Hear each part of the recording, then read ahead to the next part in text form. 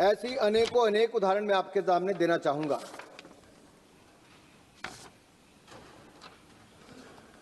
माननीय सभापति जी, ये जो आईबीसी कोड के संशोधन पर जो हम बहस कर रहे हैं, ये रिफॉर्म एक्सप्रेस को बढ़ाने वाला एक शक्तिशाली इंजन है। ये क्रेडिट अनुशासन का इंजन है, मूल्य अधिकतम करने का इंजन है, निवेशकों के विश्वास को बढ़ाने का इंजन है, आर्थिक न्याय का इंजन है।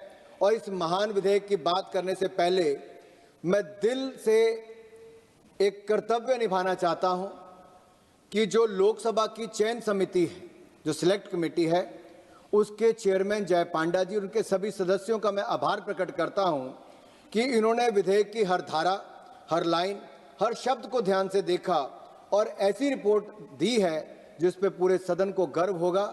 मैं कमेटी के सभी सदस्यों को जो अलग अलग राजनीतिक दलों के हैं उनको बहुत बहुत आभार प्रकट करता हूं। रिफॉर्म एक्सप्रेस 10 साल की यात्रा क्या है? इंसॉल्वेंसी बैंक्रप्सी कोड एक शक्तिशाली नए इंजन को ऐसी जरूरत क्यों पड़ी? क्योंकि मोदी जी की सरकार आने के बाद हमने बहुत सारे रिफॉर्म्स लेकर आए। 1600 से ज्यादा पुराने कानून जो अंग्रेजों के समय के थे, हमने उनको खत्म किया, जो इररेलेवेंट थे, आर्काइक क्लॉज जो थे। नए कानून भी हमने बनाए, जैसे वन नेशन वन टैक्स हो, जीएसटी हो, धारा 370-35 को खत्म किया।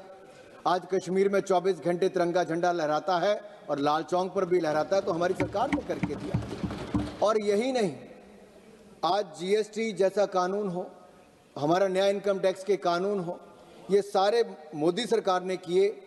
और हमारा डिजिटल करंट जो डिजिटल इंडिया का है, यूपीआई, जनधन, आधार, दुनिया का सबसे उन्नत डिजिटल पब्लिक इंफ्रास्ट्रक्चर हमारी सरकार ने बनकर तैयार किया है। सड़कें हो, रेलवे हो, हाईवे हो, बंदरगाह हो, इन सब पर हमने काम किया है। मैन्युफैक्चरिंग में पब्लिक हमने जो पीएलआई स्कीम लेकर आए हैं, उससे हमारी मैन्युफैक्चरिंग को बल मिला है, हमारा एक्सपोर्ट बढ़ा है।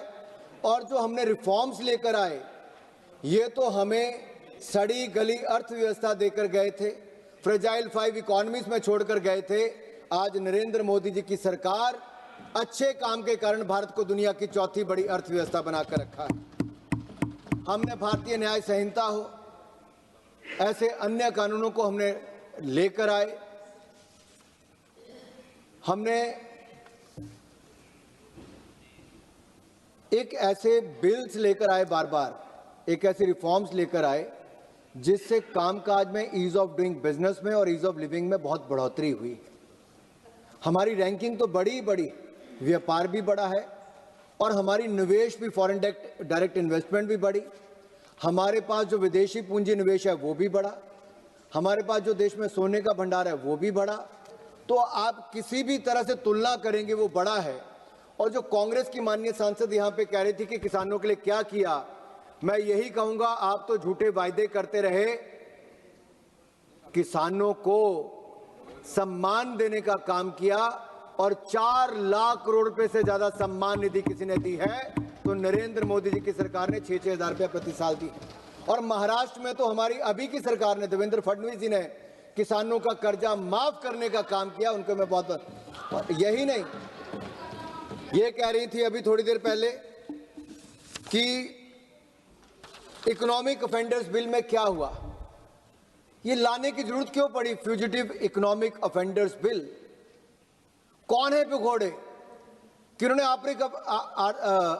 आर्थिक अपराध किए थे? ये इनकी सरकार के समय बैंकिंग फॉर फ्रेंड्स होता था, आज banking for poor people and banking for all हो रहा है। इनके समय बैंक के खाते स्विस बैंकों में इनके मित्र खोला करते थे, आज गरीब से गरीब व्यक्ति का बैंक खाता खोलने का काम नरेंद्र मोदी की सरकार ने किया है। और ये भगौड़े कौन है? अरे पूछिए अपने पुराने वित्त मंत्री से, कौन सी योजनाएं लेकर आए थे आप लोग? हजारों करोड़ रुपए दे दिए थे आपने। अरे क्या किया आप लोगों ने? हमने कानून भी बनाए और ये जो 53,000 करोड़ रुपया लेना है उसमें से 33% लगभग 19,000 करोड़ रुपए से ज्यादा की रिकवरी नरेंद्र मोदी जी की सरकार ने नए कानून बनाकर की है। अरे उड़ा आपने दिए थे भारत के लोगों के पैसे, इसको वापस लाने का काम हमारी सरकार ने किया है। कम से कम जानकारी लीजिए बोलने से पहले। आप कहते हैं 100 करोड़ लेने वाले को 1000 करोड़ रुपया कैसे देते हो? अरे भैया तो अपने नेताओं से पूछो कैसे देते थे, कैसे देते थे पैसे। ये लोग एनपीए की बात करते हैं, नॉन परफॉर्मिंग एसेट, जिनके पास डेमोक्रेटिक हिस्ट्री का सबसे बड़ा एनपीए है। मुझे नेता के नाम लेने की जरूरत नहीं, सबसे बड़ा एनपीए आपके पास कौन है जो परफॉर्म नहीं कर पा रहा?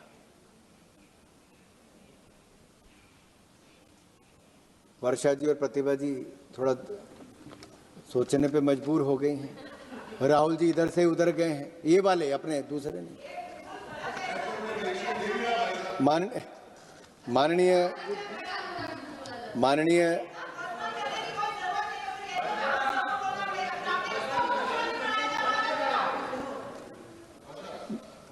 माननीय सभापति जी, जब आईबीसी लाए तो क्या सोच कर लाए थे, मैं उस पर जाना चाहता हूं। अब क्योंकि आईबीसी पे पूरा शुरू करते हैं।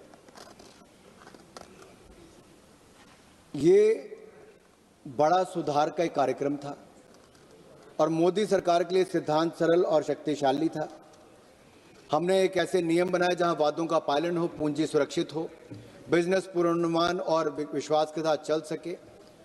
और हमने जो बिल लाए तो उस आईबीसी कोड के अंतर्गत एक एकीकृत लेनदार अनुकूल समयबद्ध कानून जो पुरानी उलझन, देरी और अन्याय को खत्म कर देता था, वो लेकर आए थे।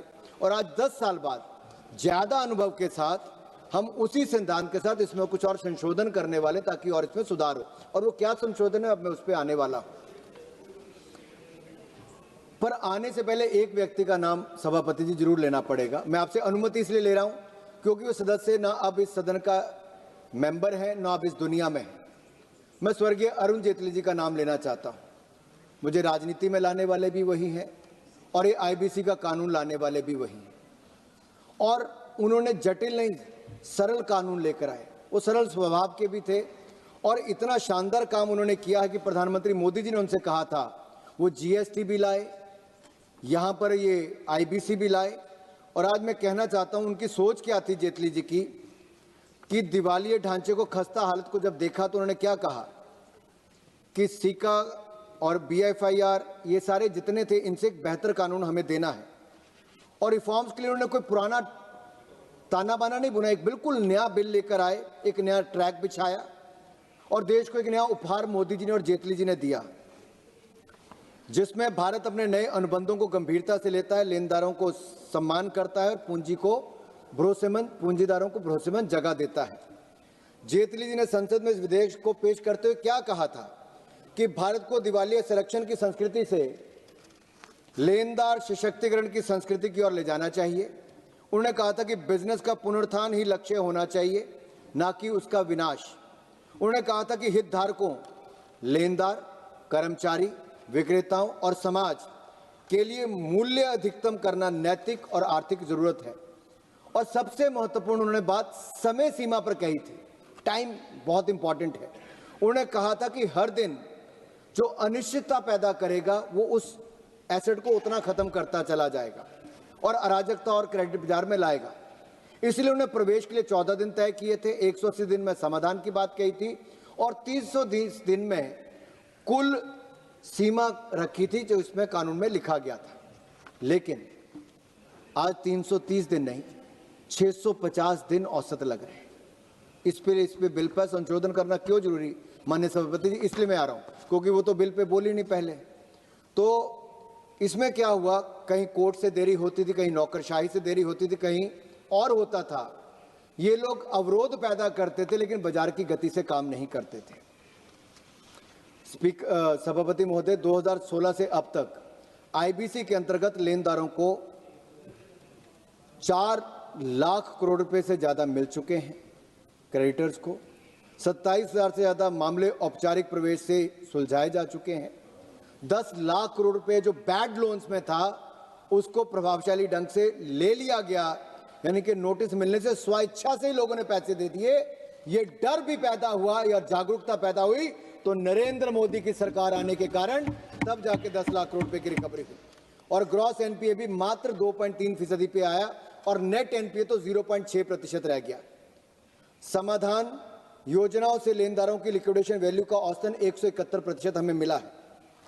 अब रिफॉर्म एक्सप्रेस की ड्राइवर कौन बनी? ड्राइवर कोई और नहीं बनी, निर्मला सीतारमण जी बनी। क्योंकि जब हम बिल लाए उसके 2 वर्षों के बाद जेटली जी हम सबको छोड़कर चले गए। निर्मला जी को नई जिम्मेदारी प्रधानमंत्री मोदी जी ने दी और बहुत गंभीरता से निर्मला जी ने इस जिम्मेदारी को संभाला वित्त मंत्री के रूप में, नई जिम्मेदारी प्रधानमंत्री। लेकिन एक समस्या सभापति जी और आई। हम सब ने देखा कोविड का समय, दुनिया के सामने बहुत बड़ा संकट आ गया था, आर्थिक भी और जीवन पर भी। और उस समय सबसे बड़ा संकट हमारे संस्थाओं के ऊपर था, चाहे बैंक था चाहे औद्योगिक थी। उस समय आईबीसी को आए कुछ समय ही हुआ था। आईबीबीआई हो, एनसीएलटी हो या हमारे रेजोल्यूशन प्रोफेशनल्स हो, इनको अभी उतना पैर जमाने का मौका नहीं मिला था। उससे पहले बड़ा संकट आ गया तो क्या करते? क्या उद्योग को बंद होने देते? नहीं। उस समय भी, कोविड के समय, प्रधानमंत्री मोदी जी लाखों करोड़ रुपए का पैकेज लेकर आए और पैकेज इस दिशा में था कि गरीब को खाना भी मिला तो उद्योगपति को मोरेटोरियम पीरियड भी मिला और लाखों करोड़ रुपया उनको 20% एडिशनल वर्किंग कैपिटल भी मिला। और एनसीएलटी में एमएसएमई को ना लेकर जाएं तो 1 लाख रुपए से बढ़ाकर 1 करोड़ रुपया उसको कर दिया गया। ये सारे कई तरह के बदलाव हमारी सरकार ने किए।